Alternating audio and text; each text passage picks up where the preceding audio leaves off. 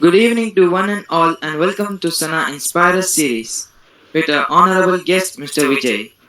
I'm Faisal of Class 9, your host for the day. It's my great pleasure to welcome today's guest of honor, Mr. Vijay, our correspondent Nurul Amin sir, our guide Abdul Rahman sir, teachers, and my dear friends, to an interesting session with an eminent personality. Let's start the session by seeking the blessings of Almighty. Let me now call Mohsin of Class 9 for the Quran recitation of Surah Teen. السلام عليكم ورحمة الله وبركاته. أعوذ بالله من الشيطان الرجيم. بسم الله الرحمن الرحيم.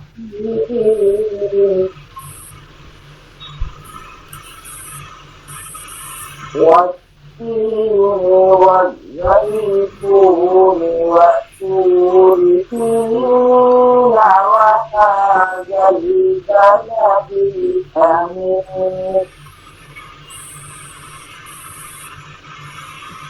لقد خلقنا الإنسان في أحسن تقويم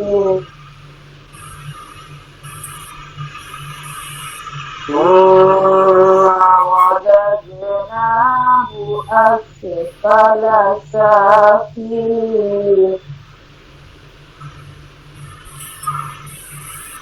إلا الذين آمنوا وعملوا الصالحات فلهم أجر غير ممنون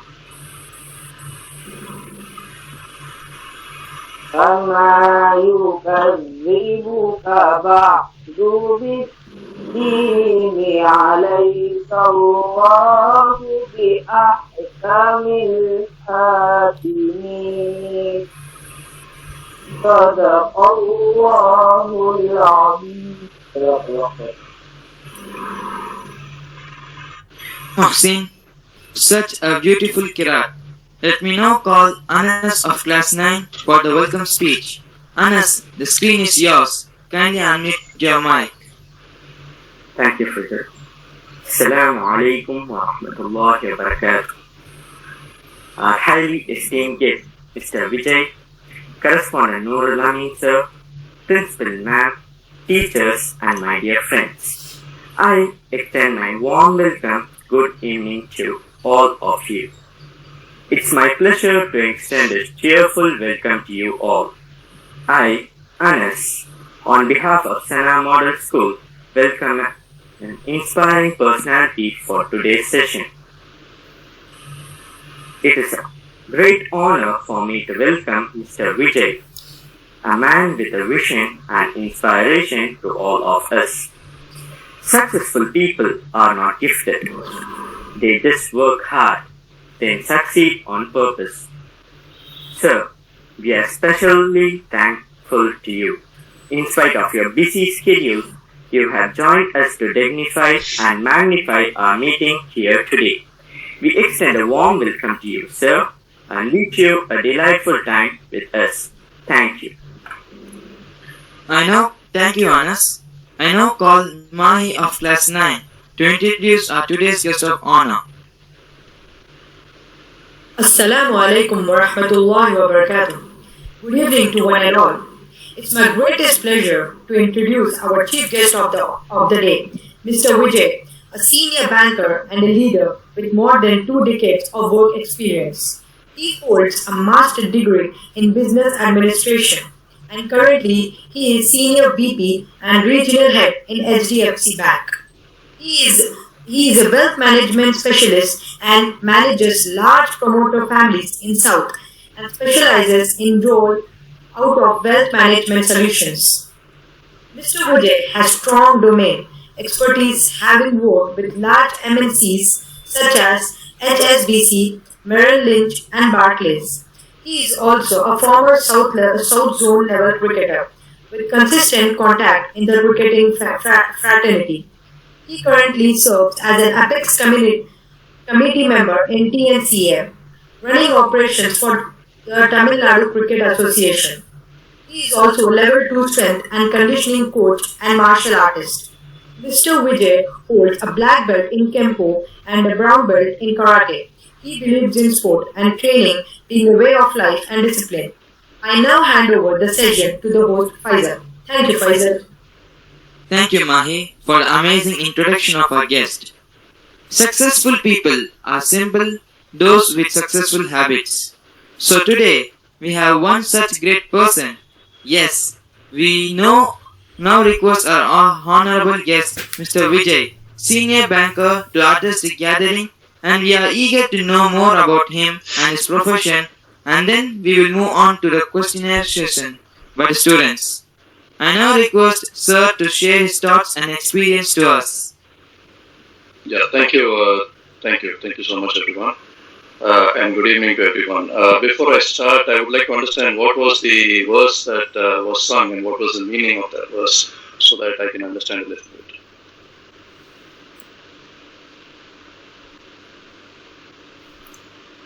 Hello.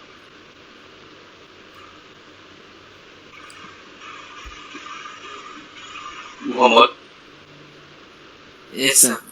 just wanted to understand. So, what was the initial verse where you were starting? What was the prayer? What was the meaning, if I can understand? Yes, sir. 30 minutes. Yeah.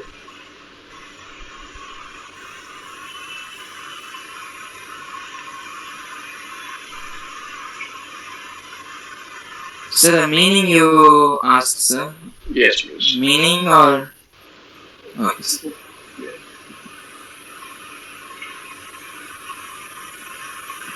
Yes, sir, wait a minute, I'm saying. The surah name is Surah Teen, and the meaning of the surah is... Uh,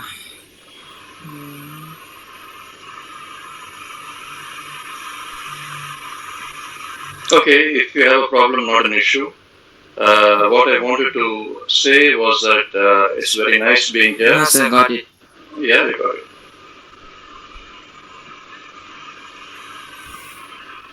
Yes, sir. We have certainly created man in the best of stature. Then we return him to the lowest of the low, except for those who believe and do righteous deeds, for they will have a reward uninterpreted. So, what it cause you to deny the recompense? Is not Allah the most just of judges? Okay, thank you. So, the meaning is yeah, that's fine. So, what I wanted to emphasize is that we are living in times today where we see so many differences among people, and my belief, honestly, is that God is one, and the spirit of goodness and universality prevails over all names in religion. So sometimes we may call him in different names, and I respect what you guys had started with, and my belief is that God is one, and I'm very happy that we could initiate it with due respect to God. So good to start that off. So in my parlance, you would say Har Har Mahadev or something like that, but that doesn't mean that we are very different. We all believe in the same God. So Har Har Mahadev. So thank you everyone, and thanks everyone for joining in. I think Abdul and the team was asking about successful people. I don't know if I want to call myself a success, and I was very hesitant to start talking about success and so on. It's a very different and very sharp word to use. I think I'm still a work in progress. I'm here to share my experiences in life from what I have learned from being a student, from being a sportsman, from engaging in different professions, which includes sport, includes mechanical engineering, it includes finance and banking and managing people. So I'm happy to share whatever I have learned in life so far, and I think we should all learn from one another. And I'm very glad that Abdul and team are organizing a platform where people can share their views and ideas. So that's the objective today, I assume. So I'm happy to contribute to the school, to the children, and take it from there. And let me also be very clear that success in my mind is not a function of let's say accumulation of wealth. It is not a function of accumulation of power. It is not a function of accumulation of name and fame. Any of these things are very, very temporary and transient, and they don't necessarily stay with you. What stays with you is your inner peace, inner strength, the ability to overcome obstacles, the ability to keep going forward even when things are against you, and that is what will determine somebody who is successful. Because ultimately, success would mean happiness, strength, peace, and the ability to contribute to yourself and those around you. Whom you can call your team, you can call your family, you can call your village, whatever be the case. You must be able to be strong and steady and be able to contribute and have the peace and serenity to contribute. So that's my definition of success. So happy to contribute today, and let's take questions or let's do whatever you guys feel is right.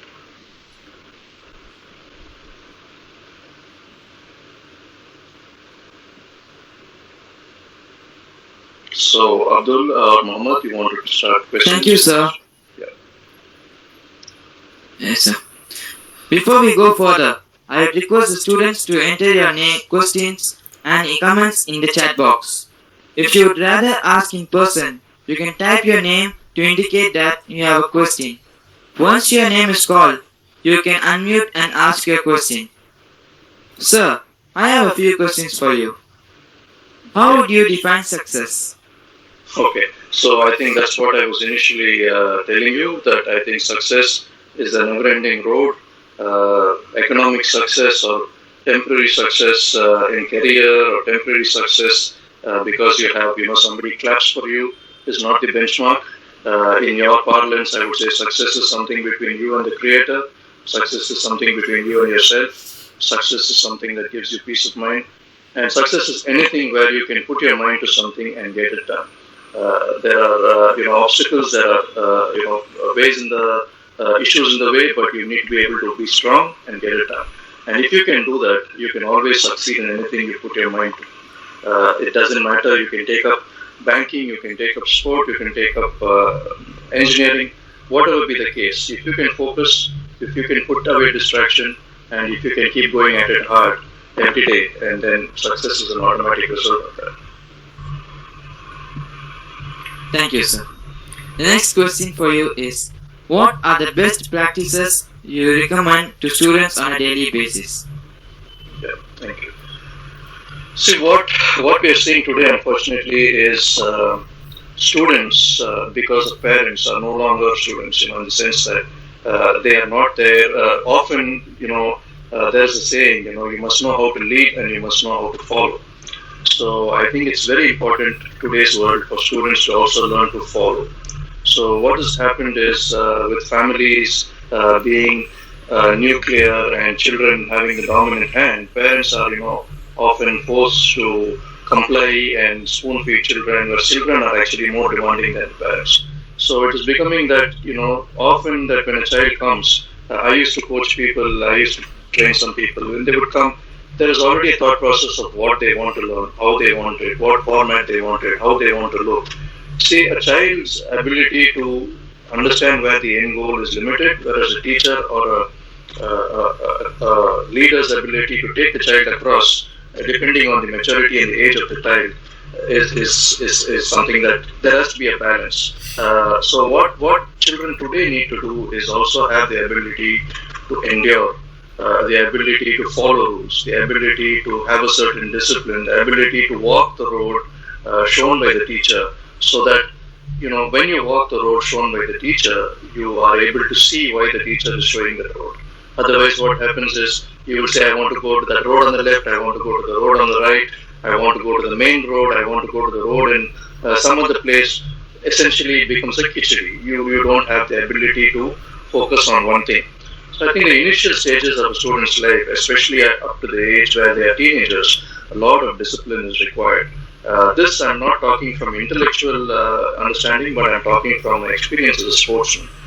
So when I played cricket, I started off playing for Tamil Nadu and South Zone in the under-12 stage. And when we first went for coaching camp, you don't have a choice. Your coach tells you to run X number of rounds, you run those rounds. You bowl for a certain amount of time, you bowl for a certain. When you go to bat, you face bigger children, you get hit. Nobody in those days came back and told you, spoon feed. You get hit, you want to play the game, you enjoy the game, you continue playing the game. So, by enduring, by ability to put away pain, ability to put away distractions, children are, building mental strength. They are building the ability to keep getting after it, no matter what happens. And I think, there are a lot of qualities that are good in children today, where they are very intelligent, they are able to multitask, they are able to be creative. I think the missing ingredient that can balance it out is the ability to have some discipline. So what I tell my own children is that, I will give you all the freedom that you require, but there are certain areas that we will not negotiate. For example, there has to be a fixed waking time. You should be able to wake up because, first of all, you should have the ability to control yourself. So if you don't wake up on time, that means you will not, you will rush to class, you will rush to studies, you will not spend time on your sport. Everything becomes, rushed and of low quality. So you got to build a basic discipline on a daily basis. You should have a steady waking up time. You should have time for your prayer. You should have time for your training. You should have your time for getting ready. Your diet should be fixed. You should eat healthy food. Food that is basically natural. The more processed food you consume, the more it affects actually your brain. More you either have too much sugar, which means it makes you hyperactive, or you have too much processed food. Your gut is affected. Your ability to grasp things is not as strong as it should be. If you have not had good sleep and your sleep timings are not good, your ability to understand and learn lessons is affected. So it is always good to build a process. It's not by hard discipline, but have a process by, children have to, at some point switch off their devices. They've got to go to bed at a certain time. They've got to eat well at a certain time.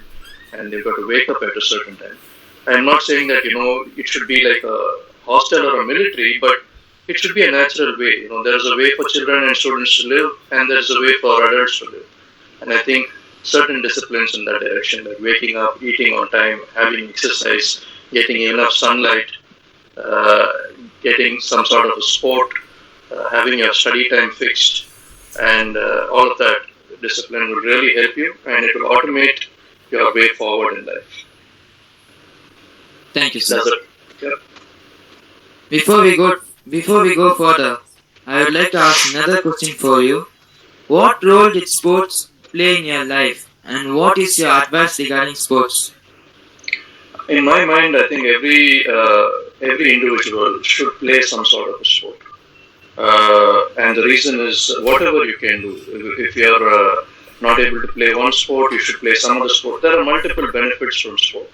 Number one, by playing sport, you have the ability to first communicate with yourself and with others. You understand, you're able to see things, you're able to plan things, you're able to organize your mind.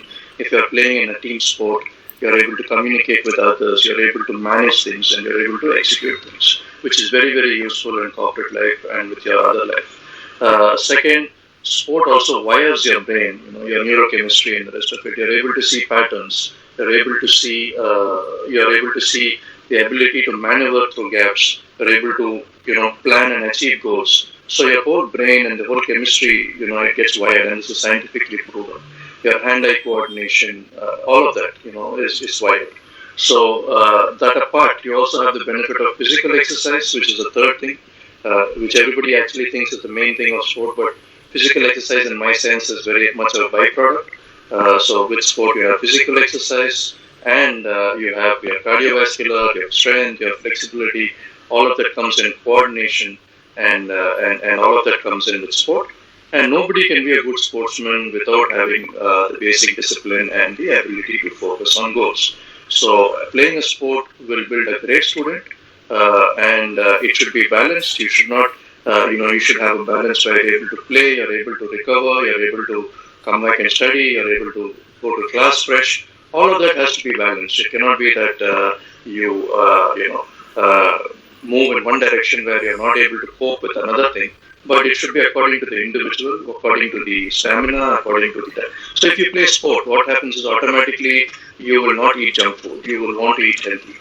You will want to, if somebody offers you some habits which are not good for you, you will not consume it. You may try it, you may think it's interesting, but you will see that it's affecting your sport. You will throw it away. So it's a good thing to have as a habit and as a lifestyle for life. And I think I encourage all academicians to actively encourage children to play sports. Not necessarily hard sports. You can have simple sports. You can have traditional sports. But whatever be the case, I think children are made to play. They are made to engage with one another. You naturally leave a child somewhere, he will climb a wall, he will jump here, jump there. That is because it's the brain's requirement to have that sort of a stimulus. And I think it's very, very important to have sports. Yeah, Thank you, Faisal, sir. just a moment. Yes. Vijay, I remember Yes. you in school, your father was also your coach, right, Vijay? Yes, yes. Not my coach, he was, yeah, sort of. And during the school time, we used to see your hard work, sheer hard work, and his hard work put on you to train you so much. Yes, And yes. I'm sure he was your role model. So, see, I should not say this in front of children, but I think he was both a role model in some ways and also a lot of learning from his things. See, the thing is, my father wanted me to play at a very high level, right? So that balance between encouraging and pushing too hard, I think, was not maintained. So sometimes, as a coach, you should encourage the children to do well. You should lead them, but you should also give them ownership of what they're doing. So make it more playful, make it more, automatic. Build in, the fun element. And when they come to a professional level, I think automatically their interest and their consequences will take it. But yes, I thank my father for giving me the opportunities, for helping me with all the equipment, for taking me around, and so on and so forth. But he also at times was a bit too pushy, but that's okay. Yeah. Thank you, sir. We have a question from Umar. Yep. Please unmute your mic and you can ask your question.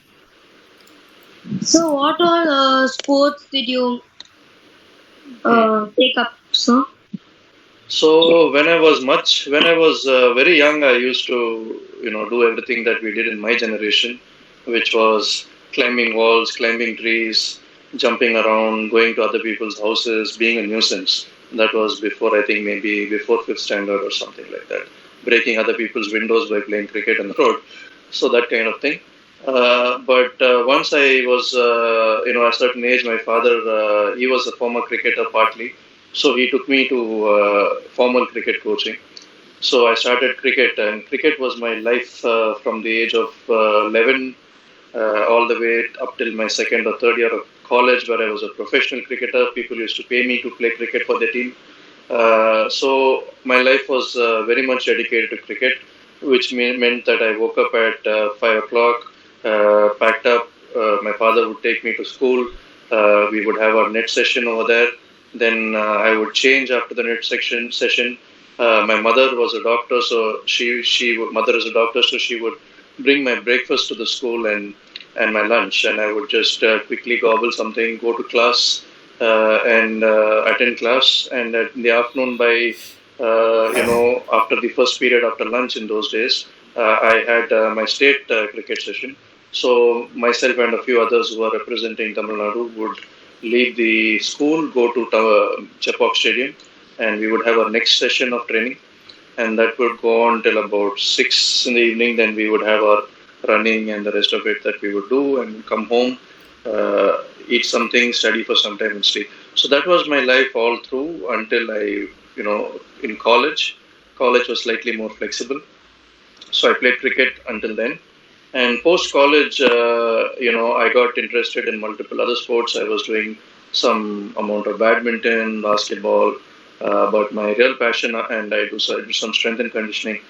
The real passion for me now is martial arts. So I have been learning multiple martial arts, trying to assimilate different forms of knowledge. I like martial arts because again, it's got a lot of discipline. You can practice it even up to old age. In martial arts, you have strength, you have flexibility, you have speed, you have stamina. Your mind is in action because you are seeing different stimulus, different types of attacks coming. You can your brain is actually playing a video game where you can, map. Your brain is very much active, so your mind is very much active. So, and I kind of decided, that I will choose to stick with martial arts because I can keep going until I die, so to speak. Thank you, sir. We have a question from another student. Ashfaq, please unmute your mic and you can ask your question. So, what are the qualities should a sports person have? See, I think there are different qualities different people have, but one fundamental quality is the ability to pick a goal and go after it. Some people call it grit, some people call it perseverance. I don't know what different people may call it different ways, but I think it's a quality that everybody who's got a personality of achieving things has got that. So, sportsmen, you will never be a sportsman or a professional sportsman if you give up before you start hitting your goal. So that could be as simple as waking up in the morning. If you give up waking up in the morning, you're never going to go for practice. It could be that after practice you're hungry and you say, no, hunger is more important, then you're never going to go for cricket or whatever sport. Same way. So when you come back home, if you don't study, and sooner or later your parents will make sure you don't go for sports. So the point is that as a sportsman, you develop the ability to focus on a goal, to keep on going after it, and ignore other things. So you cannot have everything else and also your goal. You cannot have your TV, your Instagram, your chatting, and everything else, and also get high marks or be a high achiever. You have to give up some time there to focus on what is important to you. And it's not a question of just blindly putting willpower and saying that I want to focus on something alone. It's also a question of passion. So if you're mad about sport, every chance you get, you will keep practicing. You will wake up on your own time, even if you're not feeling up to it. You will wake up and you will take the bat and you'll swing it, or you'll go hit the bag. You will do something because it's something that you are automatically attracted to, and you have decided that you're going to do it. So, very simple. As a sportsman, you have to have grit, you have to have perseverance, you have to have discipline, and you have to have good habits. These are very, very important for sportsmen. If you don't have, so your weaknesses will come out somewhere. So I happened in those days to play cricket with some of the people who played for India today, including Rahul Dravid and others. In fact, we were together in South Zone camp in Trivandrum. So he kept on. This is something I tell people. I used to get out at 40 runs after smashing it and thinking I have achieved something. Whereas Rahul and other people would keep going on to get from 40, they will get 200 runs. So their hunger and their discipline to keep getting after it in those days was much higher. Whereas I was happy when somebody was clapping for me and I got out and then somebody said, you played a great shot there, great shot. These are all temporary happiness, but people like Rahul Dravid were able to keep going for the long run of what is the long-term goal. So I think it's the ability to really control yourself, which is very, very critical for a sportsman, and having the discipline.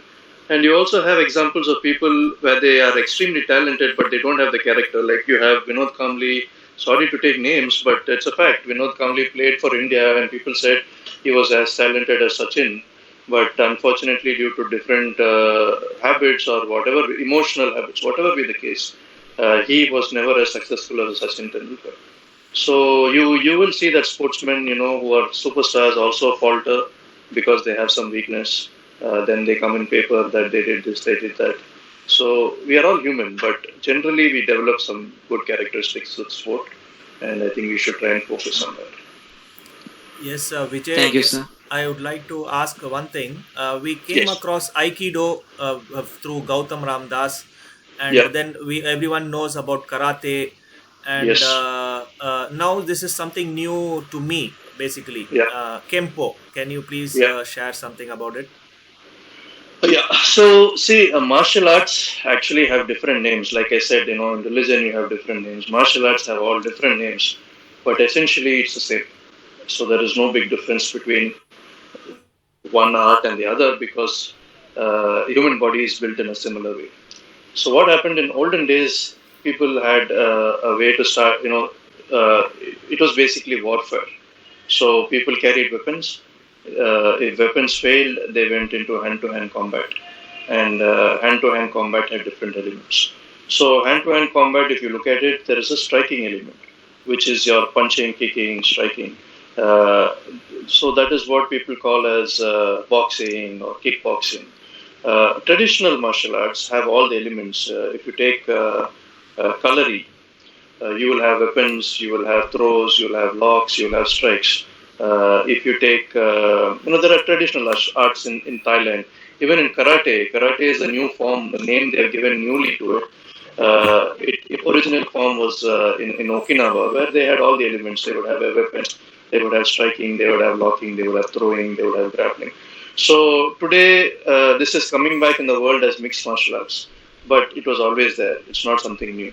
So Kempo is a way by which what happened was there was a Japanese person who was deployed in Shaolin Temple. Actually, the history of martial arts, Bodhidharma and the Eastern martial arts went from here to China, and it was he went to the Shaolin Temple where he incorporated a temple there, and he started teaching the Zen Buddhism.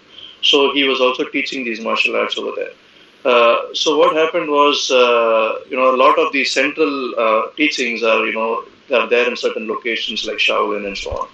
So one of the people who was a Japanese master called Sodo Shin, he was in World War deployed in China, and he was deployed in Shaolin Temple, and he became actually the head of Shaolin Temple. So what he found out was that these arts have changed so much from the original source. So he brought back what is the Shaolin form to Japan, and he called it Shorinji Kempo. So Shorinji Kempo means that basically the Japanese version of the name means that the Chinese fist form, which is being practiced on the temple on top of on a mountain, right? Exact translation I may be off, but I think I can share the concept. So he brought back these arts. So Shorinji Kempo, what it has is it has striking, punches, kicks. It has locking. So if I don't want somebody to escape, Aikido has a lot of locking and throwing, and less striking, which is one part of of the martial arts. So in Kempo we have throwing, locking, striking, grappling. We don't have much of weapons, and so that's it's more like a mixed martial art, and it's more about Thank you. close quarters fighting rather than long distance fighting. Thank you, sir. We have a question from Hafizuddin. Please unmute your mic and you can ask your question. So, what is your advice for the youngsters, sir? What specific advice? Like I have been trying to share what I have learned so far. Specifically, what advice would you want? Like what do you mean when you say advice for youngsters?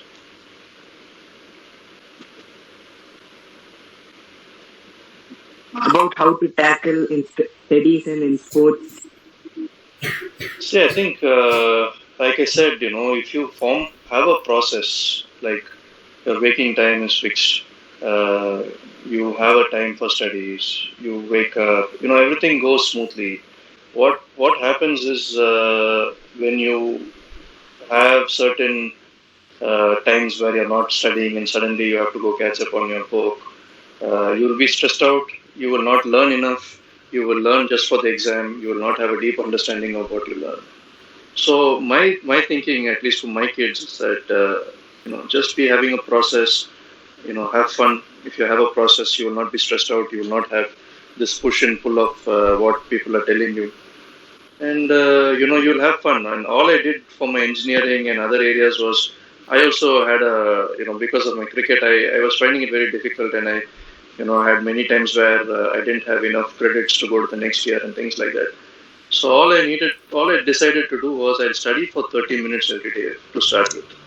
And no matter what, no matter how tired I am, no matter whether I fall asleep when I'm studying, then that's fine. I'll fall asleep when I'm studying, but I'll study for 30 minutes. And believe me, the only reason I passed out engineering is that promise I made to myself. Nothing else. So you just got to make a deal with yourself on the things you'll do, and automatically it will fall into place. Thank you, sir. Thank you, sir. We have a question from Muaz. Please unmute your mic and you can ask your question. Sir, where did you learn martial arts and karate, sir? Karate, I continue to learn from a school called Budokai Martial Arts, which is the oldest karate school in Chennai. It is there in Josiah Street. Originally, it was started by Renshi Karate Mani, who went to Japan and learned karate. When he came to India, he brought it. And then, so that's where I learned. Shorinji Kempo, I learned from my teacher was Gaurav. He in turn learned from his teacher, Mr. Kirti Putnani. And Mr. Kirti in turn learned, he stayed in Japan for, I think, 3 to 5 years as a resident novice monk kind of thing. And he learned over there and he brought it to India. Thank you, sir. We have a question from Umar Ahmad. Please unmute your mic and ask your question. Sir, when you are shifting your jobs, did you have any difficulty or it was easy for you? Job shifting is always a challenge because you're moving from one set of, the way of working in one organization to the way you are working in another organization. And also, in many cases, you have built up a reputation in one organization and you know people and things like that. So it is always a challenge, but it's not so big a challenge that one can't do it. I personally actually enjoyed my shifts because by nature I'm a bit, what can I say, I like to experiment with things. So moment I have when I see what is right for me and I think, it's right for everything I'm doing and the right reasons, I get excited about it. So no matter what is coming up, I decide to give it my best shot. So, it's like actually going to a new school. So it can be both good and bad. Sometimes when you go to a new school or a new tuition or a new teacher or you go to a new class or a new section, initially you feel very confused. But if you kind of start enjoying it, then it's fine. Thank you, sir. Sir, I have another question for you. Yeah. How did you transition from sports to business? What lessons can you share? So what happened was I was doing my engineering in College of Engineering, Gindi, mechanical engineering. And back in those days, I think it was the top 10 university in India. And almost every guy in that university was somebody who had got excellent marks. I had gotten through sports quota. And what happened was, before I joined, I had at least two, three guys who had joined the College of Engineering and quit midway of the course because they wanted to continue playing cricket for the state. So we had some very famous names who joined and quit. So when I joined, my professors made life hell for me. They said, all you cricketers will come, you will join and you will quit. You will never sit in class. And, they said, why don't you quit now? Why don't you quit now? Why should I give you, attendance? Things like that. So when I first went into college, my physical director, he did not want me to, he said, you choose. I will not give you your on duties there and things like that. He made life quite difficult.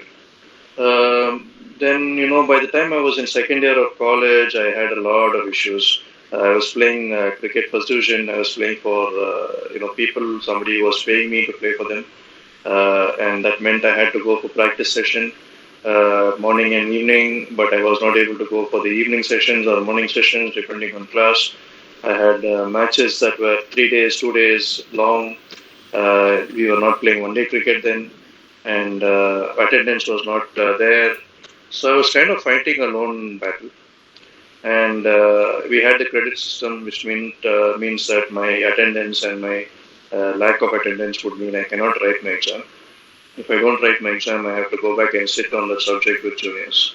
So this was kind of adding up, and my parents, they were happy as long as I played cricket and got into engineering. After that, they said, unlike today where cricket is very, very famous and there's a lot of, you can make it your profession.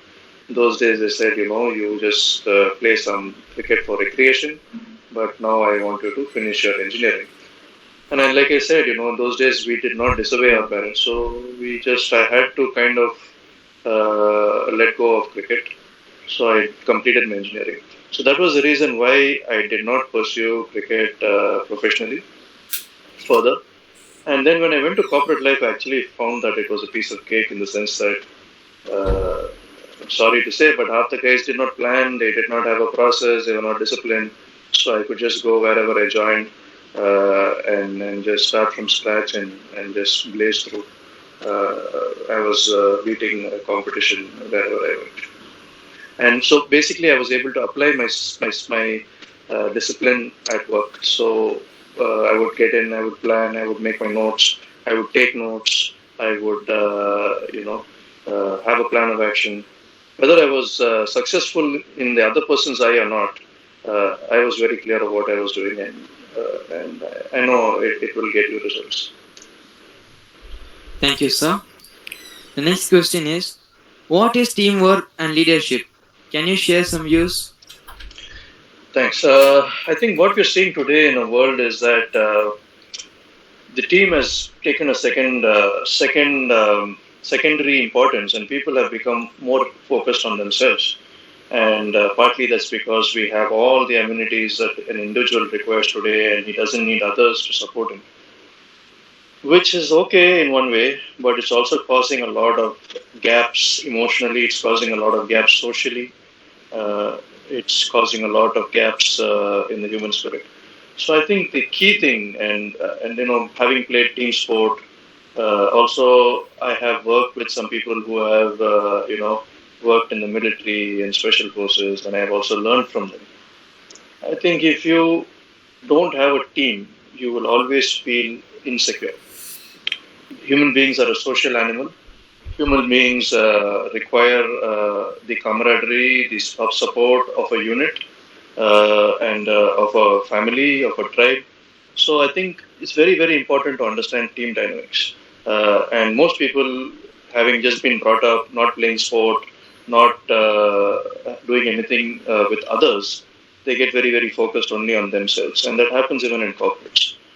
So it's a big challenge today to break that barrier. So how and what is teamwork, and what is, it's a fantastic feeling when you actually work with a bunch of guys. When I was playing cricket, we were the top team, we were winning all the championships. We were winning championships and we were working like a machine. I just have to look at the guy left of me, right of me. I know what he's thinking and what he wants to do and how I need to move and what he's going to bowl and where the catch is going to come. So we were just demolishing our opposition. And that feeling of being a unit is fantastic. And, and being a generation where I'm 46, if you look at how people in my generation grew up, we had a lot of good times, hanging around with family, uncles, aunts, cousins. So that's a fantastic feeling. I don't know why, I don't know if people are able to experience it anymore. So teamwork comes when people have a shared responsibility. People share the risks of that particular exercise, and there is autonomy within that space, and there is a group dynamic. So if you take the military builds teamwork by putting people together, giving them a mission. People suffer together, people work together, and people achieve together. So the bonding you have through common suffering, common work, and common achievement is inseparable. So if you take two brothers who have struggled in life, they will not give up on each other no matter what the world says. Say, or two sisters or anybody. So it is very, very important to understand that when we get together and contribute, it is not just what we contribute to ourselves. When we contribute to others, your effect multiplies. Let's say if there are 100 people, your effect is 100 times. And the feeling of actually being in that power zone where you're contributing and just making it into something big is fantastic. And it has to be experienced. I cannot explain it. So that is the reason why I keep emphasizing on sport and teamwork. And I think teamwork is most critical for success. Nobody has achieved anything on their own. So even if you have to have a cup of tea or a cup of coffee, somebody has to go and plant that tea leaf. Somebody has to cut it for you. Somebody has to pack it. Somebody has to manufacture it, pack it, send it over. Somebody has to buy it. Somebody has to work and earn money to buy it. And somebody has to make it at home and give it to you. So it takes so much of effort to have a cup of tea. If you say that I don't contribute to somebody else, and somebody else says they don't contribute to you, what happens? What happens is you will be alone, you will be stressed out, you will be burnt out, and you will have no strength. And as a community, you will destroy yourself. Now, that is what is happening in the whole world. Everybody is like, me, I don't care about you, I have this idea, I'm going to put this idea, my idea is the best, my God is the best, my way is the best. What happens when everybody becomes alone? And who's making money? The psychologists are making money. People are going through depression, people are going through all sorts of nonsense because there is no support system.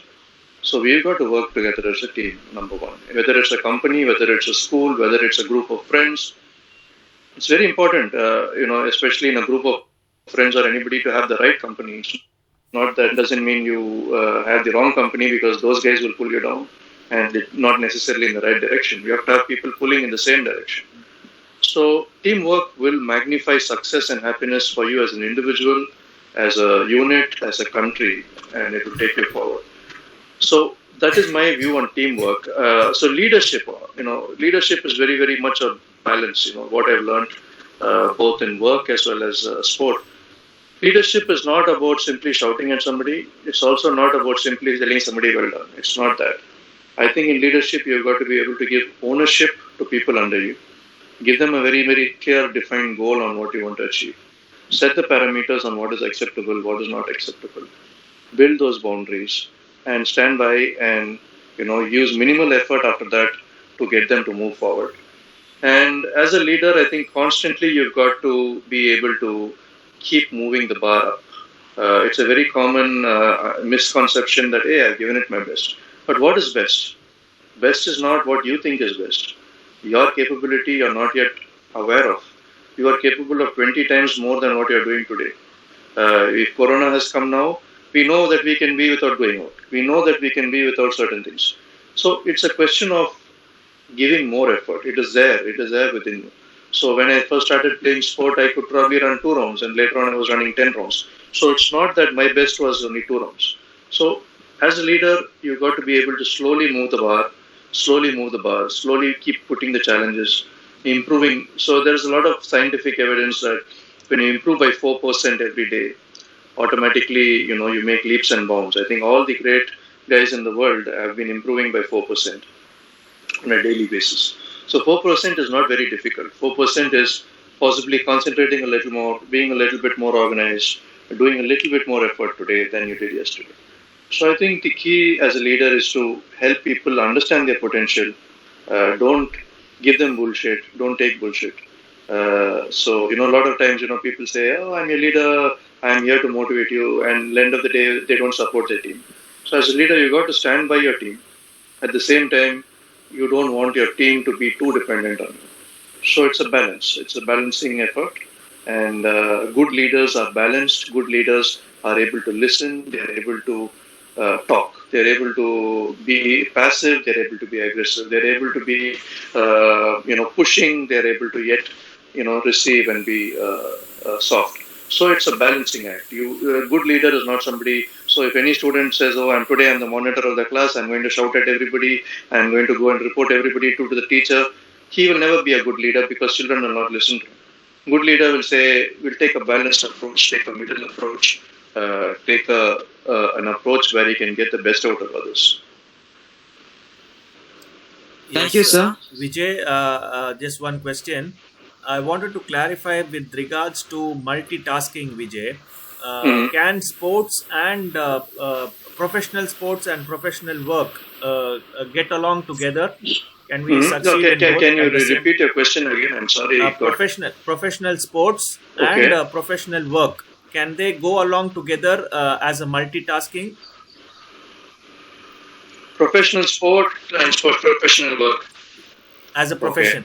See, I think multitasking is, sorry to say, in my opinion, I think it's scientifically also proven to be not very effective. I think I would prefer an 80-20 principle of focusing all your effort on something that is important to you. It need not only be about money, as I said, it can be anything. It could be just eating your food, but being present in the moment. I think it's very important to focus and focused and deep work yields quality results. So that is one thing. So multitasking between professional work and professional sport can play out for a certain time period, but after some time, I think it may burn out somebody, unless they're in a complementary field.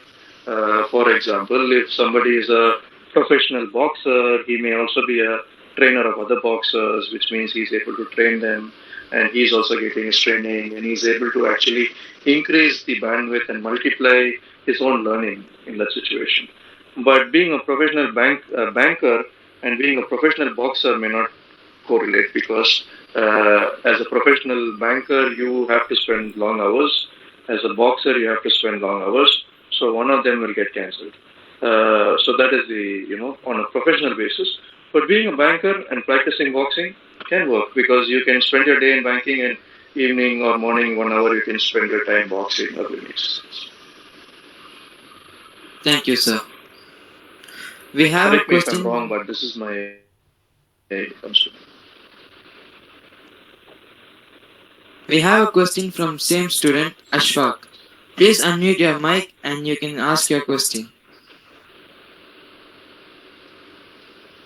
Sir, as you are a cricket player for Tamil Nadu and the South Zone, how did you feel when you decided to quit cricket for studies?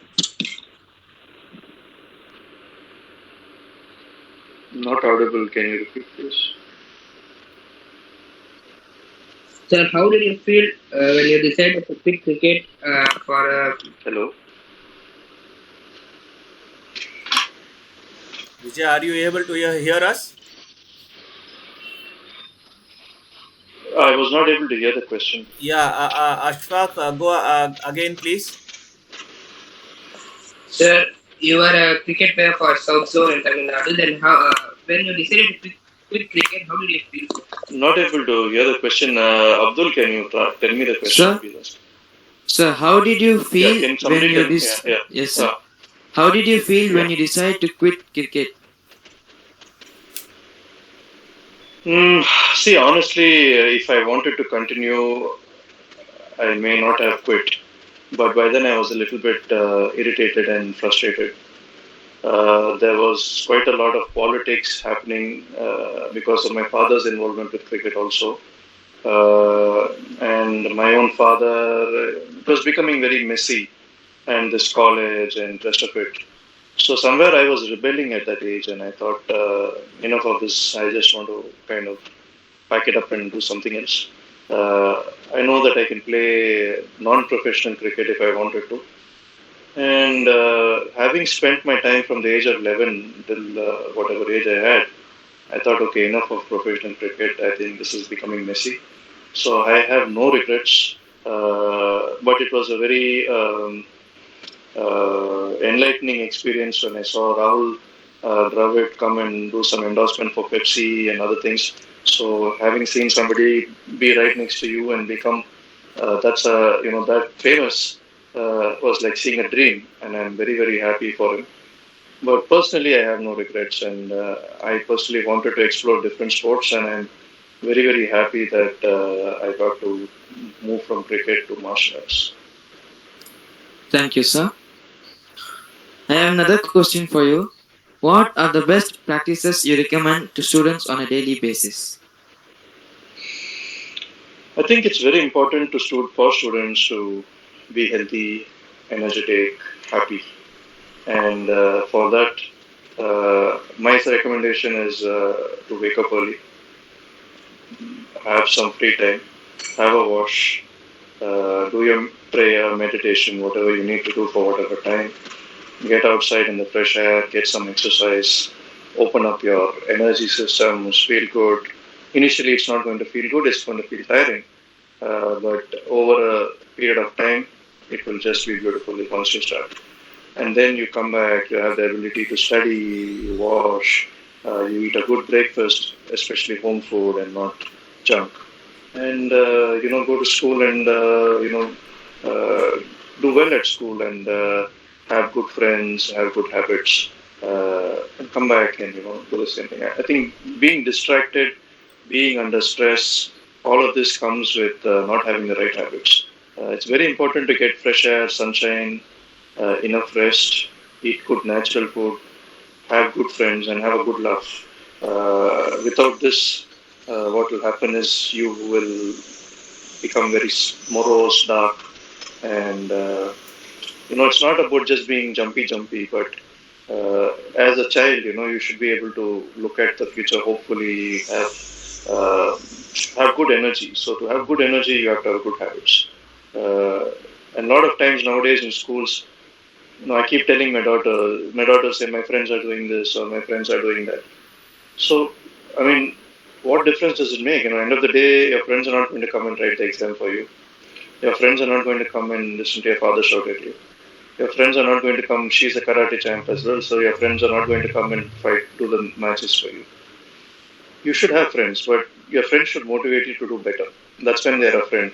But if they come and tell you, why are you studying? Don't study. I'm also getting low marks. You also get low marks. He's just trying to pull you down to his level.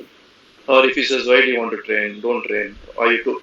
A lot of times in school, I used to have people come in, oh, you think you're a big cricketer, you think you want to do exercise, you're doing this, what, you think you're a big shot.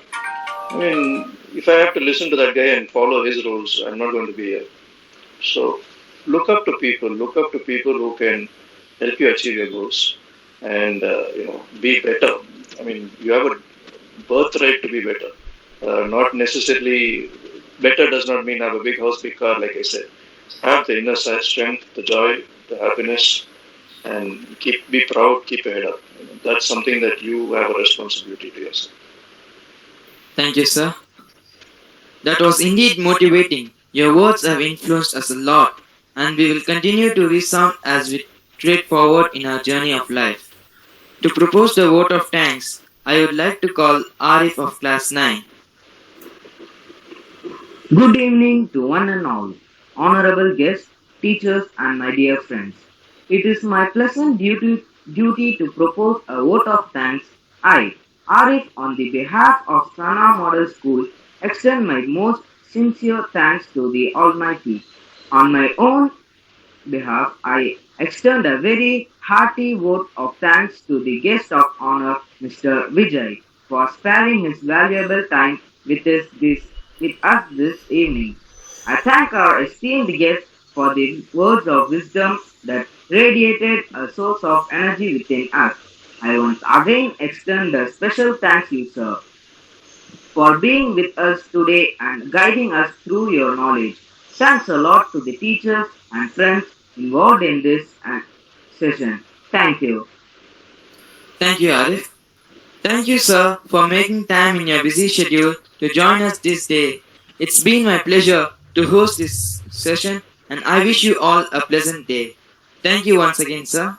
Thank you, everyone. Thank you to the school. Thank you to the students. I hope this sharing was useful, and I hope you guys go out and be the best version of yourselves. And I hope you do our country proud. So, wish you all the best. And Vijay, just to add on, you are so modest.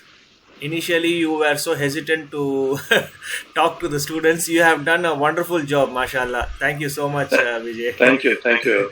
And the management has also issued a certificate which I will share with you on WhatsApp.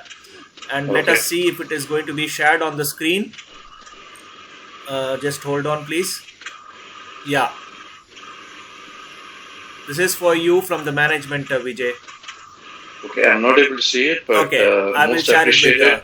And I'm very happy to have, I think youngsters have so much potential today, and I do wish that, all of them are able to achieve their goals. Good luck to everybody. Thank you. Subhanallahi wa bihamdihi, subhanakallahumma wa bihamdika, ashhadu an la ilaha illa anta, nastaghfiruka wa atubu ilayk. Subhana rabbika rabbil izzati amma yasifun wa salamun alal mursaleen walhamdulillahi rabbil alamin. Assalamu alaikum wa rahmatullah. Allah Hafiz. Bye, Vijay. Thank you. Good day, everyone. Thank you. Bye.